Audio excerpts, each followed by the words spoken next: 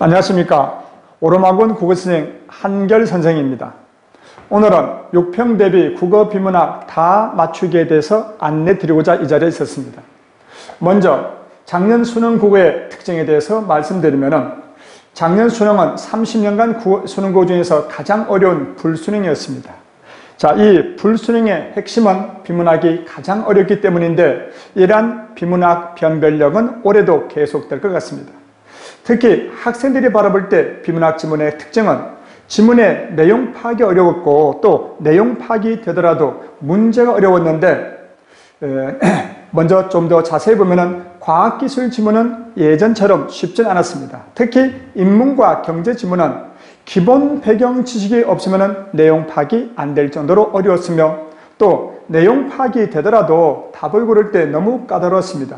왜냐하면 선지 구성의 변화 때문인데 과거에는 A면 B, A면 B다 정도로 충분했는데 작년 수능 같은 경우는 A면 B고 따라서 C면 D다. 그래서 선지 구성이 더 까다로워져 가지고 내용 파악이 됐더라도 선지 고를 때 무척 어려웠습니다.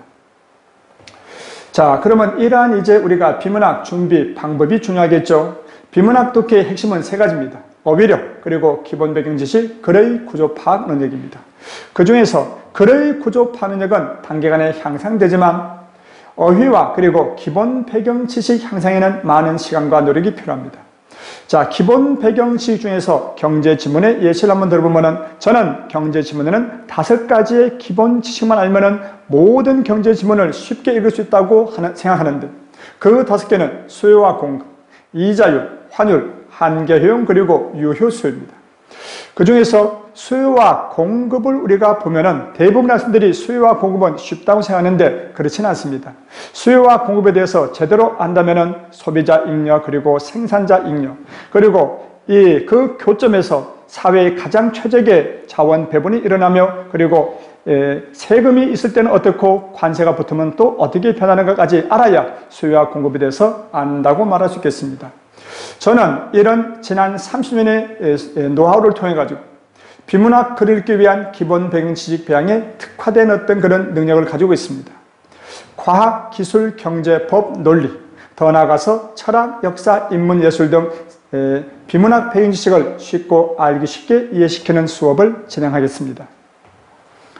자, 3월 비문학 수업을 안내하겠습니다. 개강은 3월 5일입니다. 대상은 고2 모의고사 3 내지 4등급 학생인데 한마디로 중위권 학생이라고 보면 되겠습니다. 월 진도 계획은 이랬습니다. 1월 달에는 과학, 육해, 기술 2회, 2월 달에는 기술 2회와 경제 4회, 그리고 3월 달에는 법 2회, 그리고 논리 2회를 지금 계획하고 있고 4월부터 6평 시험 전까지는 EBS 수특에서 가장 어려운 지문들 그리고 한결 모의고사를 가지고 실전 연습을 시키도록 하겠습니다. 자, 그런데 3월부터지만 그러나 2월 달에 중요한 경제 사회 지문이 시작되기 때문에 그래서 여기 2월부터 뜬다면 더욱 좋겠습니다. 지금까지 한결 선생이었습니다. 감사합니다.